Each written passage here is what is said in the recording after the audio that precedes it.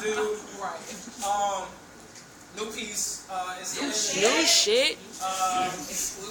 Okay, so I kind of had to give a little backstory about this piece. Okay, so friend of mine, his mother is part of this program, which basically takes in adopts at-risk youth, and one of the ladies that's in that program, one of the kids she adopted, this kid named Darius that I met about back in 2009. At that time, he was 17. Basically, he has a disorder called Williams-Buren syndrome, which basically, what it means is, his body physically, he was 17 years old, but his brain, he was 7 years old. So, I wrote a piece about that, and it kind of goes something like this. And, yeah, I remember it. Okay, so,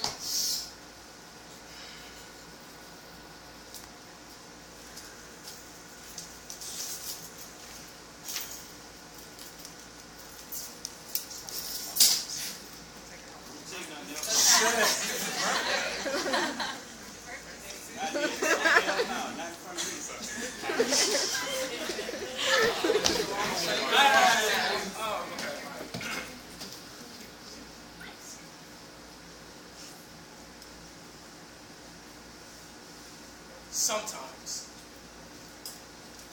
things that are broken don't need no fixing. They're just made beautiful that way. Kind of like Darius, a 17-year-old kid that still lives with monsters under his bed. He is the human satire to Pinocchio, a broken record that God loves to play over and over, a broken record that God loves to play over and over and over, because he adores the sound of his soul just the way that it is. He lives with Williams-Buren syndrome, a rare neurodevelopmental disorder often caused by severe trauma, which has caused his body to grow way beyond his mind. See, in his brain, he is still 7 years old, trying to figure out all of the reasons why Atlas turned into Quasimodo, because he held the entire weight of 2 worlds on his shoulders, filled with all of the monsters that his mind forgot to leave behind. Hi, my name is Darius. I'm 7 years old. I love to play video games. I love to eat cold pizza from the crust. My favorite color is blue. And I love all things that are Spider-Man. So my mommy, she says that God is the master of all of creation. Well then, he must be the biggest monster of them all, because only a monster can create someone like me. I am 17.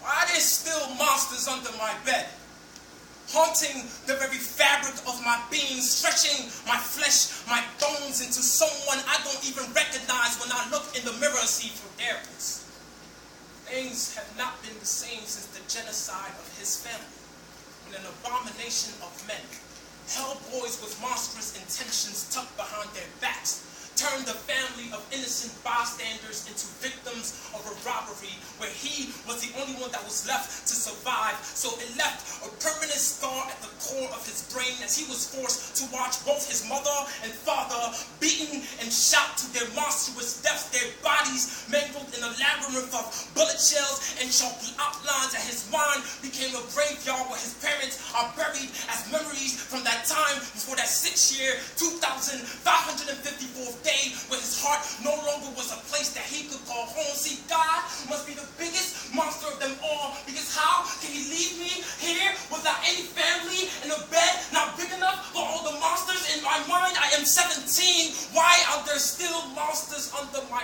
bed? See, sometimes things that are broken don't need no fixing. They are just made beautiful that way. Like Darius, a 17-year-old kid that still lives with monsters under his bed. For him, things haven't been the same since the slaughter of his parents, who now live as memories that haunt him like monsters every night. So how could they say that memories don't live like people do?